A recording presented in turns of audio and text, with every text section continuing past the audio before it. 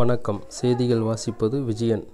மத்தூர் பேருந்து நிலையத்தில் அதிமுக சார்பில் தண்ணீர் பந்தல் திறப்பு விழா.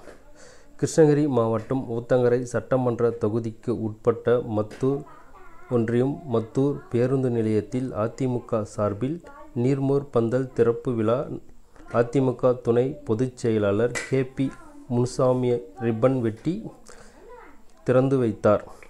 பொதுமக்களுக்கு தர்பூசணி, இளநீர், மோர் ஆகியவை குளிர்பானங்களை வழங்கினார். இந்நிகழ்ச்சியில் ஊத்தங்கரை சட்டமன்ற உறுப்பினர் தமிழ்ச்செல்வம், எம்.எல்.ஏ. ஒன்றிய கழக செயலாளர் சக்கரவர்த்தி, கலர்பதி ஊராட்சி மன்ற தலைவர் ஜெயந்தி புகழேந்தி, துணை செயலாளர் கிருஷ்ணமூர்த்தி, ஒன்றிய பொருளாளர் பழனி, மீனவரணி முனுசாமி, இளைஞரணி முருகன், மணிவண்ணன் உட்பட பலர் கலந்து கொண்டு விழாவினை சிறப்பித்தனர்.